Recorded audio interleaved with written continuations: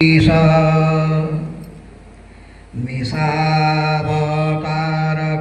मिषावतारकान् तत्प्रकाशानश्च तच्छक्ति कृष्णा चैतन्या संगका नमो महावदन्याय कृष्ण प्रेम प्रदायते कृष्णाय कृष्ण चैतन्य नाम्ने गौरतिसे नमः कृष्णाय वासुदेवाय हरये परमात्मने प्रणतक्लेशनाशाय गोविन्दाय नमो नमः तप्तकाञ्चन गौराङ्गी राधे वृन्दावनेश्वरी वृषभानुसुते देवी त्वां नमामि हरिप्रिये नारायणं नमस्कृत्य नरं चैव नरोत्तमं देवीं सरस्वतीं व्यासं ततो जयमुदीरयेत्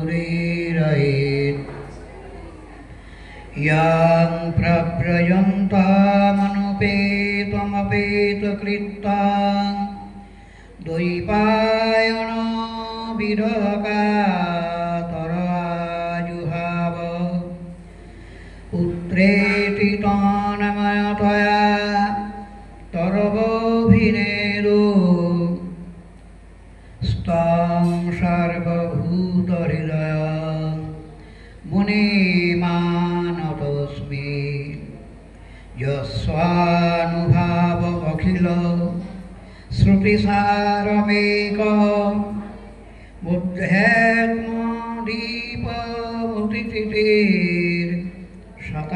बुद्धेत्मदीपमुदितिर्शतान्तमन्धं संसारिणां करुणयाः पुराणगुह्यं तं व्याससूनमुपयामि गुरुं मुनीनां श्रीमद्भागवतं नौमि यस्यैकस्वाप्रसादत अज्ञातानपि जानाति सर्वगमानपि जय रूप सनातन भट्ट रघुनाथ श्रीजीव गोपाल भट्ट दास रघुनाथ এই ছয় গোসাইরি করি চরণ বন্দন যাহা হইতে বিঘ্ননাশ অভীষ্ট পূরণ কুলাধি দেবতা মোর মদন মহান যার সেবক রঘুনাথ রূপ সনাতন জয়তাং সুরতৌ বঙ্গোর মম মন্দমতের গতি মৎসর্বস্ব পদাম্ভোজৌ রাধা মদন মোহনৌ গ্রন্থের আরম্ভে করি মঙ্গলাচরণ গুরু বৈষ্ণব ভগবান তিনের স্মরণে হয় বিঘ্ন বিনাশন অনাশে হয় নিজ বাঞ্ছিত পূরণ सब श्रोता বৈষ্ণবের করি নমস্কার, সবই পদ ধুলি দেহ মস্তকে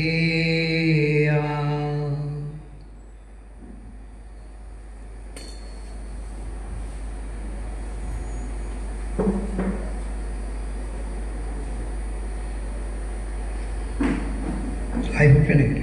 না, লাইভ হচ্ছে না, একেবারেই না। নেটওয়ার্ক নাই সেরকম।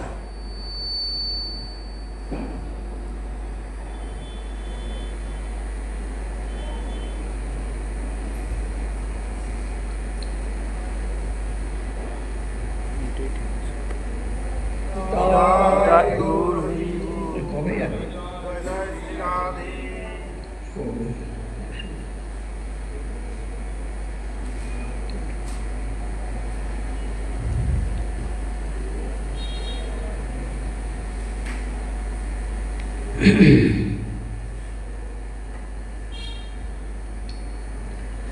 মুখং করোতি বাচালং পঙ্গুং লঙ্ঘায়তে গিরিম যৎকৃপাতমহং বন্দে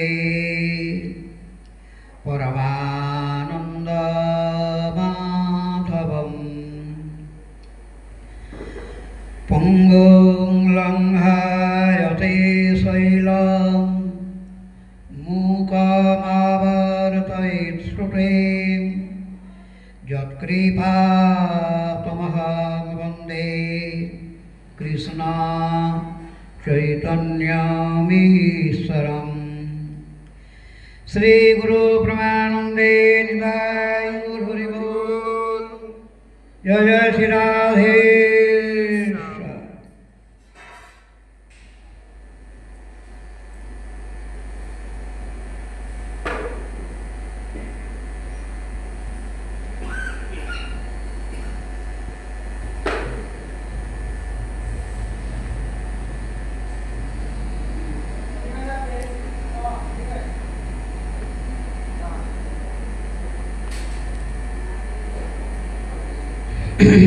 जय राधे। श्री श्री बृहद भागवतामृतम द्वितीय खंडे गोलोक महात्मा निरूपण प्रकरणे प्रेम नामक पंचम अध्याय। तत्कर्म ज्ञान योगादि साधना दूरतः स्थितं सर्वत्र नैरपेक्षेण भूषितं दैन्यमूलकम्।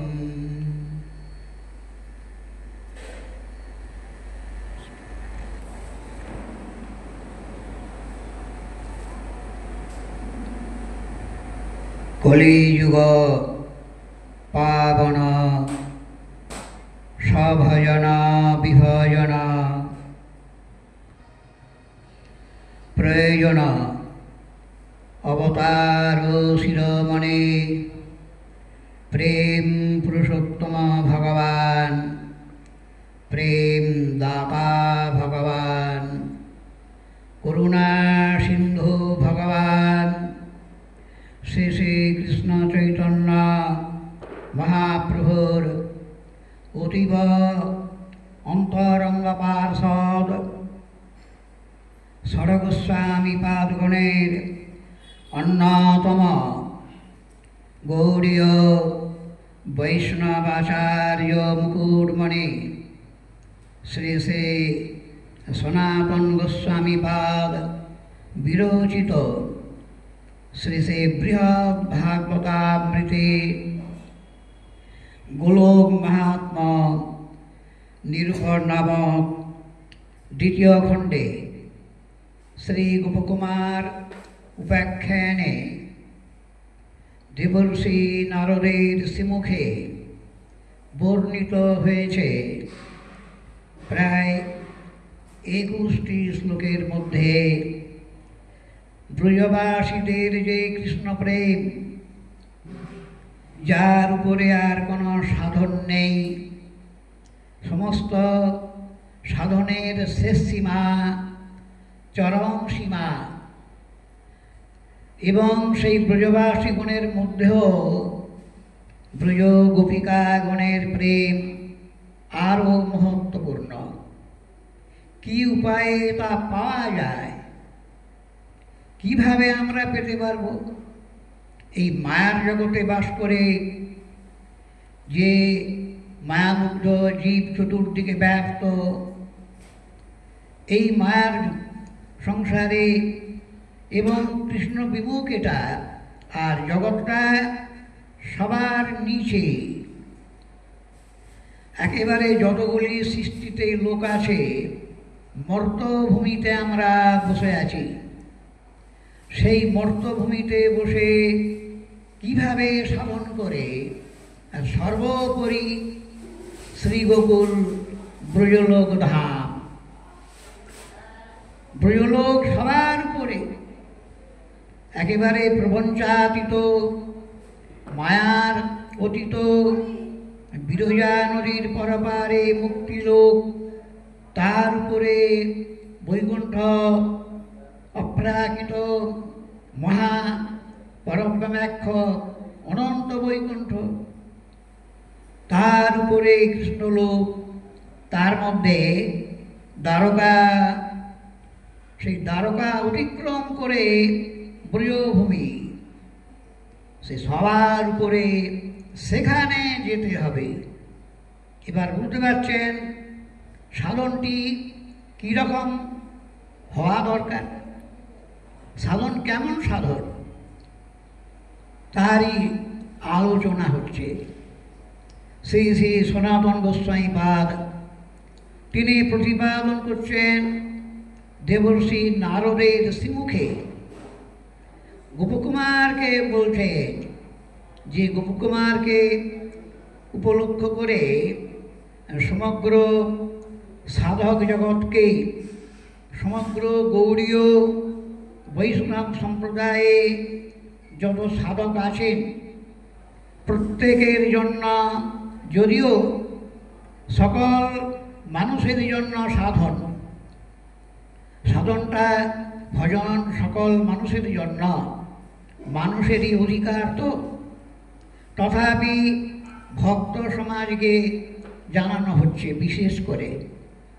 এটা অত্যন্ত গুহ্যতম সাধন, অতি রহস্যমণ্ডিত সাধন, যে সাধনে ব্রজপ্রেম ভক্তি লাভ হয়।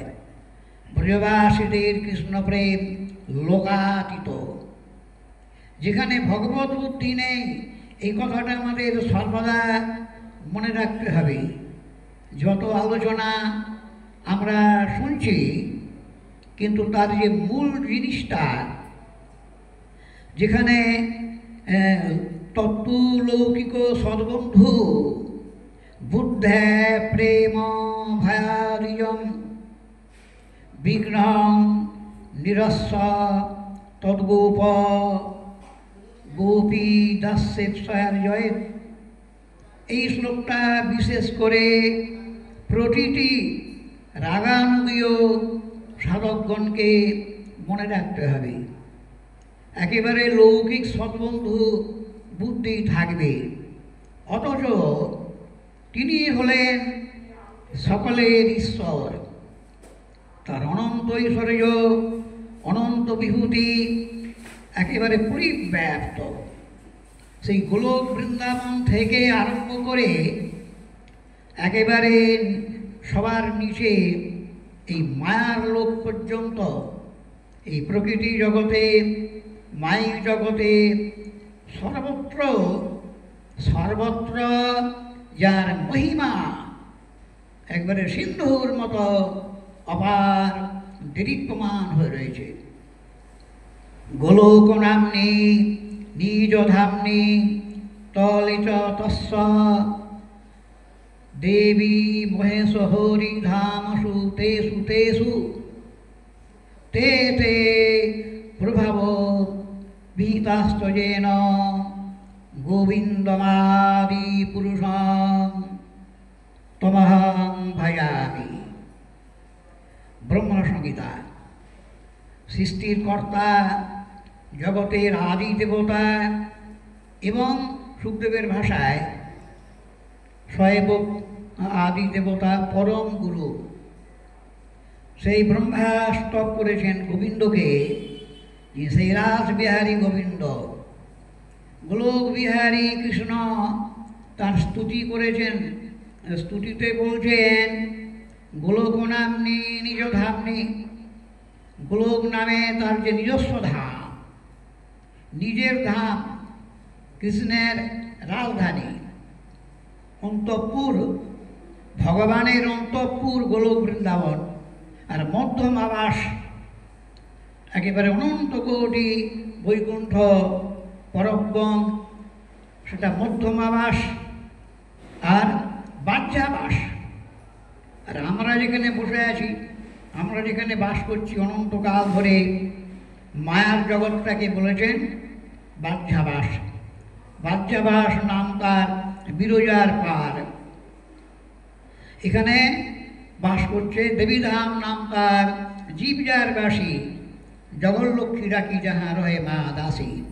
তাহলে এই যে একজন শ্রীকৃষ্ণ, যার এত মহিমা অনন্ত ব্রহ্মাণ্ডে অনন্ত বৈকুণ্ঠে ব্যাপ্ত, তাকে আপনাকে ভাবতে হবে তিনি আমাদের বন্ধু, জীবন বন্ধু, আত্মবন্ধু। এই জন্য তু শব্দ আছে। কিন্তু লৌকিক সদ্বন্ধু বুদ্ধে সেই প্রেমটা তবে আপনার চিত্তে বিকশিত হবে, আবির্ভূত হবে, প্রকাশিত হবে। একেবারে প্রাণের মানে অন্তরের অন্তরতম তিনি আমাদের আপনজন, যার সে আপন আর হয় না। সেই কৃষ্ণকে ব্রজবাসীগণ এই বুদ্ধিটি করেছে, আমরা দীর্ঘ আলোচনা করে এসেছি। এইবার বলছেন সাধনটি যে বলা হলো যে শ্রেষ্ঠ নাম সংকীর্তন, কিন্তু ব্রজলীলার ধ্যান আর গান মানে সংকীর্তন চিন্তন, ব্রজলীলারই চিন্তন, সেইটি প্রধান রূপে যে সাধনে বিদ্যমান থাকবে। আবার শ্রেষ্ঠ নাম কীর্তন দ্বারা উজ্জ্বলীকৃত হবে, এটা হলো সাধন। এবং সেইটি যদি আবার সেই তজ্জাতীয় সাধুর সঙ্গ হয়, পরম ভাগবতোত্তম সঙ্গ, সেটি আমরা আলোচনা করে এসেছি। পরম ভাগবতোত্তম যে সাধু ব্রহ্মাণ্ডে প্রায় বিরল। যদি স্বজাতীয় হয় সে তো একেবারে বিরল। কেন? কৃষ্ণ তত্ত্ববেত্তা, ব্রজধাম, ব্রজলোক, ব্রজবাসীগণের প্রেম, ব্রজবাসীগণের কৃষ্ণ প্রীতি, এটা জানে, যথার্থ তাত্ত্বিকভাবে জানে, যথার্থ অনুভবের মধ্যে যার চিত্তে থাকে। ব্রহ্মা নিজেই বলেছেন ক্ষিতি বিরল চারা কতিপয়। কৃষ্ণ তত্ত্বটা সবচেয়ে মহত্বপূর্ণ। নারায়ণকে বুঝতে সুবিধে। নারায়ণ চতুর্ভুজ, শঙ্খচক্র গদা পদ্মধারী, হ্যাঁ ভগবান বটে, সবাই দেখলেই বলবে হ্যাঁ ভগবান বটে। কৃষ্ণ সে ব্রহ্মা পর্যন্ত ঘোল খেয়ে গেছে, গোচারণ করছে, বাঁশি বাজাচ্ছে, হ্যাঁ ধেনু চড়াচ্ছে, গোপীদের মন মজাচ্ছে, সখাগণের সঙ্গে হৈ হৈ করে খেলাধুলো করছে। তাকে ভগবান মনে করা, আবার ভগবান শুধু নয়, কৃষ্ণস্তু ভগবান স্বয়ং, যার অনন্ত বিভূতি ব্যক্ত একবারে অনন্ত শাস্ত্রে, উপনিষদে, গীতা ভাগবতে, সমগ্র পুরাণে এই কৃষ্ণেরই মহিমা বিশেষভাবে এই মানুষদেরকে, মায়ামুগ্ধ জীবকে, তাদের ভক্তগণকে, সর্বশ্রেণীর ভক্তগণকে জানানো হয়েছে। বেদৈশ্চ সর্বৈ রহমেব বেদ্য। শ্রীকৃষ্ণ নিজেই বলেছেন, দেখো বেদ উপনিষদ কাকে জানাচ্ছে জানো? কে সে? এই যে এত শাস্ত্র, এত পুরাণ বিভিন্নভাবে বলা হচ্ছে, কাকে জানাচ্ছে? একজনকে। নিজে বলছেন তো, বললে দেখো কৃষ্ণ অর্জুন আমাকেই জানাচ্ছে, মানে কৃষ্ণকেই জানাচ্ছে। সেই কৃষ্ণে বন্ধু বুদ্ধি থাকবে আপনার। এবার বুঝতে পারছেন ব্যাপারটা কত জটিল, কত রহস্যপূর্ণ। তাতে কি থাকবে? অনন্য মমতা, একেবারে মন প্রাণ প্রীতি রসে পরিপূর্ণ থাকবে। তিনি জীবন বন্ধু। বন্ধু মানে জগতের মতো নয়, একটা ক্ষণ। ব্রজবাসীগণ যে ভাবটা কৃষ্ণকে বন্ধু দেখে, মানুষের মতো বন্ধু না। কৃষ্ণকে একটা ক্ষণ না দেখতে পেলে, চোখের আড়াল হয়ে গেলে, একটা ক্ষণ মাত্র তাদের প্রাণ ব্যাকুল হয়ে পড়ে দেখার জন্য। একবারেতে তারা ব্যাকুল, মানে লোলুপিত, তৃষিত, তৃষিত চাতকের মতো তৃষিত হয়ে থাকে কৃষ্ণ দেখার জন্য। ব্রজবাসীদের ভাব, সেটাকে ব্যাখ্যা করেছেন শ্রী রূপশ্রী ভাগ।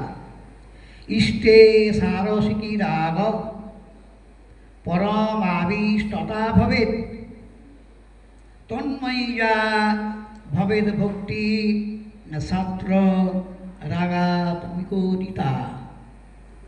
ব্রজবাসীদের ভাবটা কেমন এই শ্লোকটাতে জানানো হচ্ছে।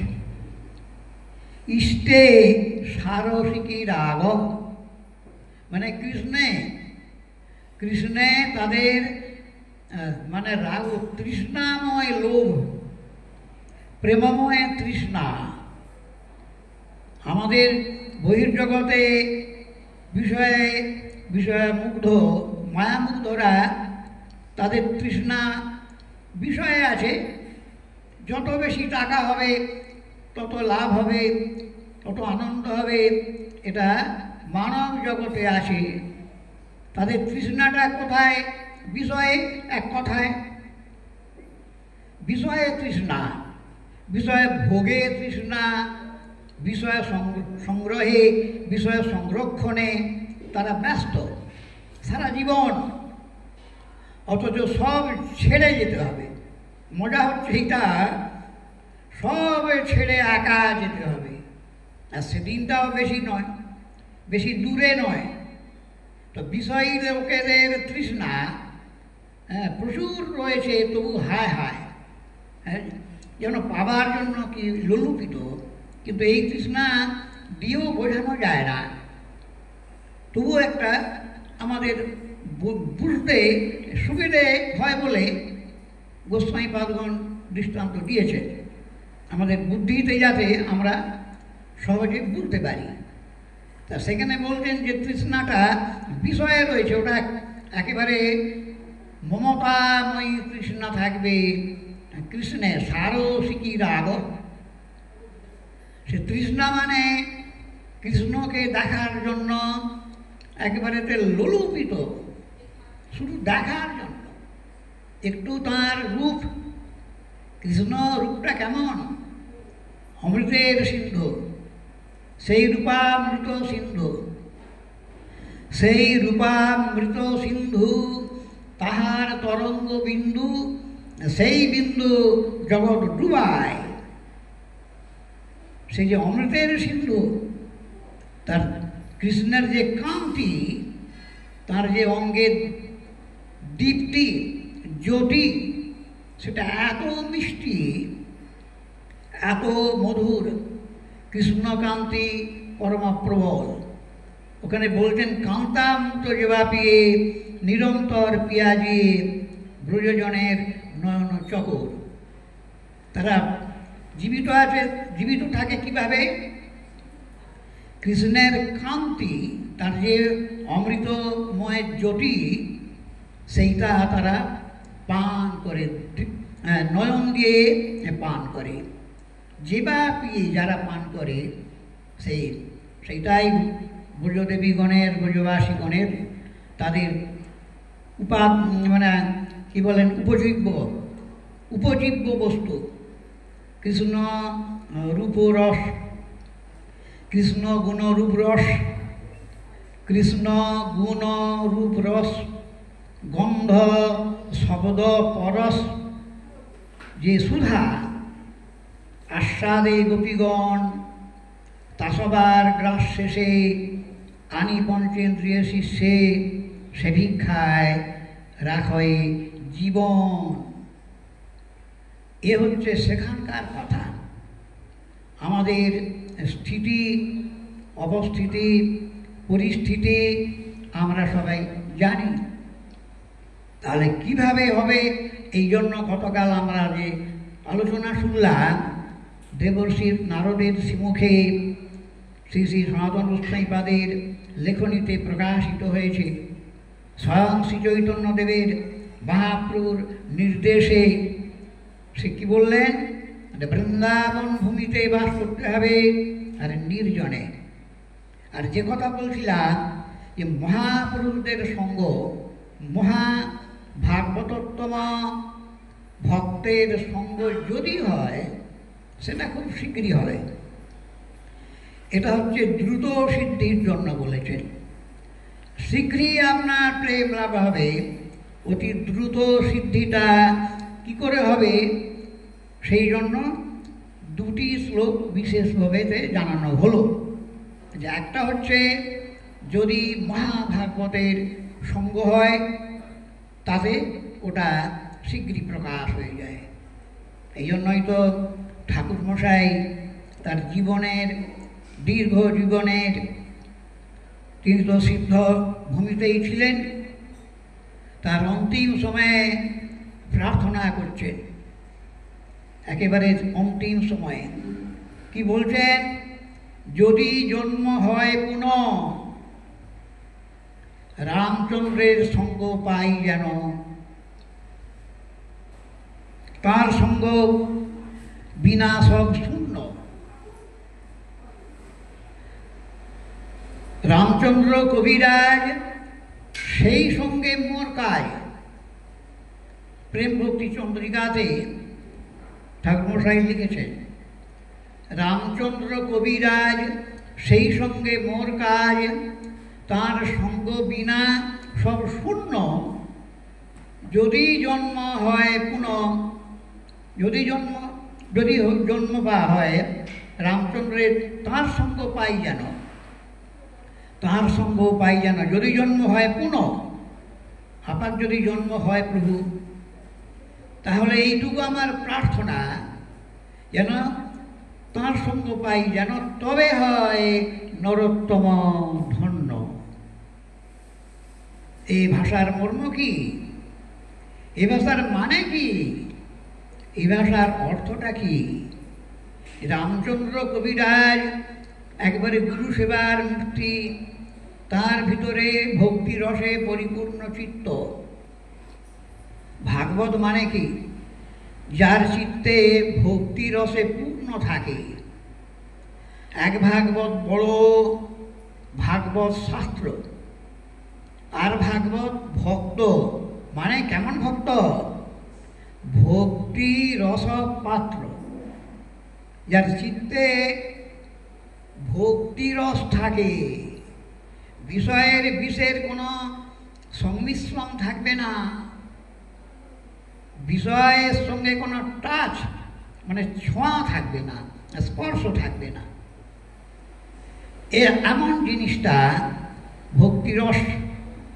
ভক্তি তো কখনো সহ্য করতে পারে না, অন্য কামনার গন্ধটাও ভক্তি সহ্য করতে পারে না।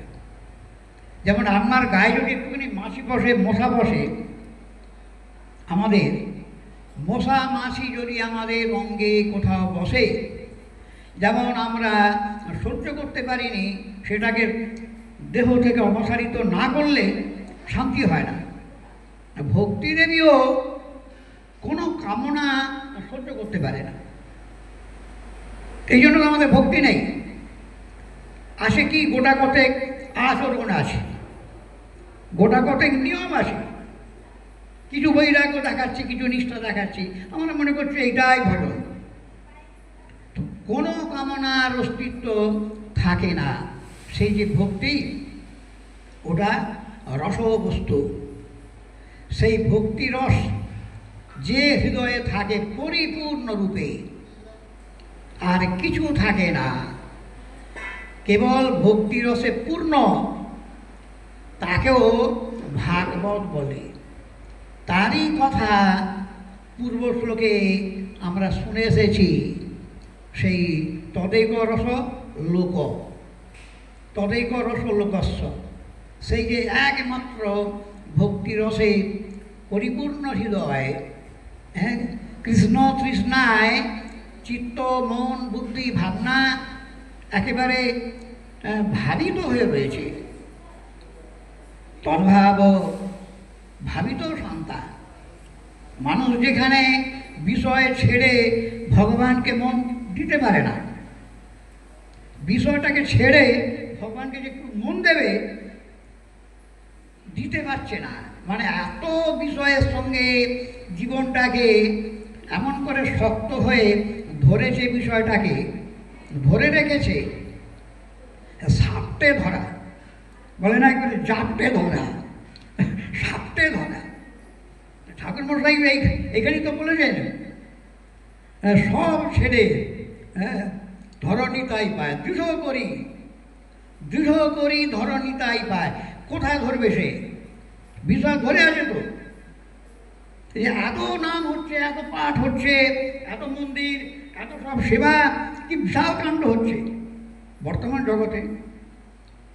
সারা বিশ্ব জুড়ে, দেশ জুড়ে হচ্ছে, কি বিরাট বিরাট বিরাট অনুষ্ঠান হচ্ছে, অসংখ্য লোকের ভিড়ও হচ্ছে, না সব ভক্তি হয়ে গেল। এই জন্য বলেছেন একটা কথা, এটা শাস্ত্রের সিদ্ধান্ত, মৌখিক বিষয় নয়। লোকের কথায় ভক্তি হয় না, লোকের কথায় সাধন হয় না। এটা শাস্ত্রের সিদ্ধান্ত আর বিজ্ঞের অনুভব। তো যার চিত্তে ভক্তিরসে পূর্ণ থাকে, এইখানে সেই কথাটি বলেছেন, তাঁর সঙ্গ যখনই হবে ওটা শত অভিব্যক্ততাগত, ওটা প্রকাশ হয়ে যাবে, চিত্তে প্রকাশ হয়ে যাবে। তবে আরও কথা বলেছেন, গোপনীয়ং প্রযত্নত, এটা কিন্তু গোপনে রাখবেন, নির্জনে সাধন করবেন। একটা জায়গা বললেন গোপনে সাধন করবেন। আর যদি না পান সঙ্গটা, এখানে একটা কথা ওখানে ভাগবতেও আছে। এক ভাগবত, বড় ভাগবত হচ্ছে ভাগবত শাস্ত্র, আর ভাগবত ভক্ত ভক্তিরস পাত্র। তো ভক্তিরস পাত্র এটা সুদুর্লভ। তাহলে কি করবেন? তখন এই গ্রন্থ ভাগবত, শাস্ত্র ভাগবতকে আপনাকে অবলম্বন করতে হবে। তাহলে আপনি যদি ব্রজপ্রেম পেতে ইচ্ছা করে, ব্রজপ্রেম সব শাস্ত্রে নেই।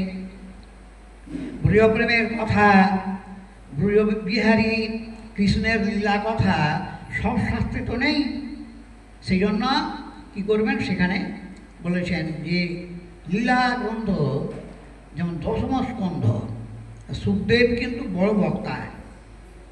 সুখদেব গোস্বামীপাদ পরীক্ষিতকে বলেছিলেন, যখন শেষ একেবারে 7 দিন ভাগবত শেষ হয়ে যাচ্ছে, সেই শেষ মুখে উপসংহারে বলেছেন, মহারাজ, যারা কেবল ভক্তি চাইবে তাদের কিন্তু, তারা কি শুনবে? কেবল কি শুনবে? তারা আমি যে বলেছি রাজাদের কথা, সেখানে অনেক ভক্তির কথা আছে। প্রত্যেক রাজর্ষিদের চরিত্রে ভক্তির কথা আছে। রাজর্ষি ভরত, রাজর্ষি অম্বরীশ, রাজর্ষি পরীক্ষিতকে নিয়েই তো হচ্ছে কথা, সব জায়গাতেই আছে। যযাতি মহারাজা, হ্যাঁ, সমস্ত জায়গাতে আছে, ভক্তি রয়েছে। কিন্তু সেখানে বললাম কেন না, ওদের বৈরাগ্যটা জানাতে। কিন্তু যারা কেবল ভক্তি চাইবে, যারা কেবল মানে তারা বৈরাগ্যের উপর বসেই আছে, তাদের বিষয়ের কোনো স্পর্শ নেই, বিষয় ছেড়ে দিয়ে নিশ্চিন্ত হয়ে গেছে, যারা বিষয় আর ধরে না, বিষয়কে ছেড়ে দিয়েছে বিস্তার মতো, একেবারে অতি তুচ্ছ তৃণের মতো, জঞ্জালের মতো সব মন থেকে ঝেড়ে ফেলে দিয়েছে, এরকম সাধু যারা, তাদের কি করবে তখন বলছেন। সেটার জন্য আমি বলছি, শুনুন। তত্রোত্তম শ্লোক গুণানুবাদ সঙ্গীয়তে ভীষ্ণ মমঙ্গলগুণ তদেব নিত্যং শৃণ্বাদ অভীষ্ণং কৃষ্ণে মলাং ভক্তি মভীষ্টমান। কৃষ্ণে অমলাং ভক্তি মভীষ্টমান। আপনি এমন জায়গায় বিচারটা রেখেছেন যে আমি সব দেখে নিয়েছি, আর আমি কোথাও যাব না, কি দ্বারকা, কি কুরুক্ষেত্র, কি গয়া, কি হরিদ্বার, আমার সব দেখা হয়ে গেছে, ওখানে আমার কিছু প্রয়োজন নেই। কেবল একটি জিনিস চাই, কৃষ্ণে মলাং ভক্তি অভীষ্টমান। কৃষ্ণে নির্মল ভক্তি, একেবারে অনুরাগময়ী ভক্তি, সেই ভক্তিটা আমি চাই। যিনি চাইবেন, এটা সুখদেব বলবেন শেষকালে। তিনি কি করবেন না, উত্তম শ্লোক গুণানুবাদ। কৃষ্ণেরই নাম উত্তম শ্লোক। কেন উত্তম? মানে যার কথা শুনলে যত রকম আমাদের মনের পাপ আছে, বাসনা আছে, মনের মধ্যে বিষয় কামনা আছে, এইগুলি একেবারে সম্পূর্ণ তম উৎকৃষ্ট রূপেণ তম অপয়াপি যস্মাৎ তদুত্তম শ্লোক যশ যশ সুতরাং ব্যাখ্যা লিখেছে। তম মানে অজ্ঞান, তম অন্ধকার। আমরা সংসারটাকে চাইছি কেন? সংসারটাকে চাইছি কেন না, অন্ধকারে আছি তো আমরা। যে আমার সামনেই মৃত্যু আছে, আমরা কেউ দেখতে পাই না, অথচ চোখে দেখছি আমাদের স্বজনদের বিয়োগ হচ্ছে, সবাই দেখছি, আমরা চোখে দেখছি কিন্তু মনে দেখিনি। চোখে দেখছি, মনে কিন্তু দেখি। মনে ঠাকুরমশাই বলছে, স্ত্রী পুত্র বান্ধব যত, এই চন্দ্রিকাতেই আছে, স্ত্রী পুত্র বান্ধব যত মরি যায় শত শত, আপনারে হ সাবধান। হ্যাঁ, তোমারও তো দিন আসবে বাবু, আপনাকে সাবধান করো। এই দেখো না, রাজার যে রাজ্যপাট, জানো নাটুয়ার নাট, রাজার রাজ্যপাট চলে যাচ্ছে, আর তুমি কিছু টাকা জোগাড় করে বলছো, খুব আমি যা করেছি না, যা বিল্ডিং বানিয়েছি, এ ব্রহ্মাণ্ড বিখ্যাত।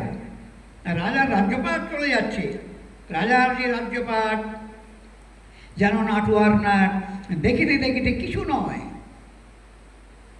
হেন মায়া করে এই পরম ঈশ্বর সেই, তার মন সদা করে ভয়। হ্যাঁ, এই জন্য এখানেও রয়েছে, টিকার মধ্যে ব্যাখ্যা আছে, যে সবসময়তে সতর্ক, সবসময় সতর্ক, যেন প্রস্তুত আছি আমি, প্রভু আমি প্রস্তুত আছি, তুমি ডাকলেই আমি যাব, মানে একবারে লোটা কম্বল গুছিয়ে বসে আছে। এই ভাবনা যে রাখতে পারে, আমি একটা সুন্দর বিখ্যাত পাশ্চাত্য সাহিত্যিকের রচনায় পড়েছিলাম, সেখানে বলা আছে যদি তুমি প্রত্যেক দিন তুমি চিন্তা করো যে আজ তোমার জীবনের শেষ দিন, একদিন তো হবে। ধরো তুমি এই চিন্তাটা তুমি সকালবেলা উঠেই বিচার করছো আজ আমার জীবনের শেষ দিন। যদি শেষ দিন এই চিন্তাটা মনের মধ্যে তুমি যদি অন্তত 10-15 মিনিট যদি চিন্তাটা করো, তাহলে শেষ দিন হলে যদি তোমার শেষ দিন, ধরো তোমার শেষ দিন হলে তুমি যা করতে চাইছো সেটা আর করবে? তুমি যে পরিকল্পনা করে বসে আছো সেটা আর করবে কি? তাই তো না রে বাবু, ও যারা করবে করবে, যারা করবে করবে। আমার ইটি যেমন সে প্রস্তুত হয়ে যায়, হ্যাঁ তুমি এসো মৃত্যু দেবতা, আমি আমি প্রস্তুত, আমি একবারে অলওয়েজ রেডি, এইরকম ভাব নিয়ে যে থাকে সাধু, তার মনোবৃত্তি কেমন থাকে? এইরকম ভাবে ভজন করতে হয়। আমাকে যখন ছেড়েই যেতে হবে সব, তাহলে বৃথাতার রসের ভাবনা। এই জন্য এখানেতে বলছেন যে তুমি কি করবে না, নিরন্তর এই যে শাস্ত্র যদি তুমি সঙ্গ না পাও, সাধু পেলে না, তাহলে ওর মধ্যেই মনটাকে জমিয়ে রাখবে, একদম এক খাঁটি জিনিস একদম। সুখদেব বলছেন এই শাস্ত্র, এই যে কৃষ্ণলীলা কথা, এই কৃষ্ণলীলা কথা এ একটা দিব্য রসায়ন। লীলা কথা রসনে সেবনম, ভগবানের লীলা কথা এটা রসময় কথা, এতে রস দিতে হবে না কিছু, এতে সুর দিয়ে গান বাজনা দিয়ে রস দিলে রস কেটে যাবে।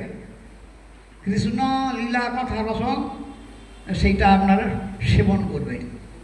তো এইভাবে সুখদেব বর্ণনা দিচ্ছে, যারা কেবল ভক্তি চাইবে, অমলাং ভক্তির, তারা কেবল সেই লীলা শ্রবণ করবে। এই জন্য এই শ্লোকে বলেছেন রূপ গোস্বামী পাদ, কৃষ্ণ স্মরণ জনঞ্চাস্য পৃষ্ঠং নিজ সবিহিতম তৎতৎ কথা রতশ্চাসৌ কুর্যাৎ বাসং ব্রজে সদা। সে ব্রজে বাস করবে সেই কথাতে রত হয়ে। এইভাবে বর্ণনা দিয়েছেন। এখন বলছেন যে তৎকর্ম জ্ঞান যোগাদি, যে শ্লোকটা আমরা এখন পড়ছিলাম, ওটা আগের কথা বললাম। তৎকর্ম জ্ঞান যোগাদি সাধনা দূরত স্থিতম সর্বত্র নৈরপেক্ষেন ভূষিতং দৈন্যমূলক। মানে সাধনটি করবে কর্ম জ্ঞান যোগাদির সঙ্গে মিশ্রণ থাকবে না, জানো, দূরে, একেবারে বহু দূরে।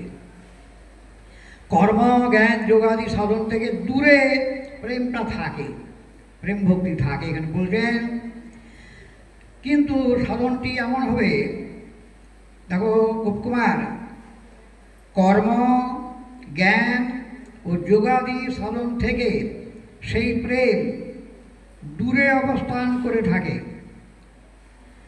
পরন্তু এই সাধনে কোনো অপেক্ষা নেই, কোনো অপেক্ষা নেই, বরং সর্বত্র নিরপেক্ষ। সর্বপ্রকার সাধ্য সাধন অতীত একমাত্র দৈন্য এই প্রেমের মূল্য। হ্যাঁ, এখানে বললেন কোনো রকম, গতকালও আমি নিবেদন করেছিলাম যে জ্ঞান কর্ম যোগ ধর্মে নহে কৃষ্ণবশ। মহাপ্রভুই বলেছিলেন জ্ঞান কর্ম যোগ ধর্মে নহে কৃষ্ণবশ, কৃষ্ণবশ হেতু আর প্রেম ভক্তি রস। জ্ঞান কর্ম এখানে টিকাতে সুন্দর ব্যাখ্যা করেছে।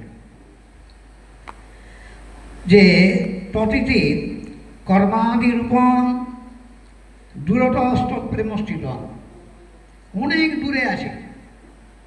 এই যে কর্মযোগ, জ্ঞানযোগ, অষ্টাঙ্গ যোগ, এর থেকে অনেক দূরে আছে প্রেম ভক্তি।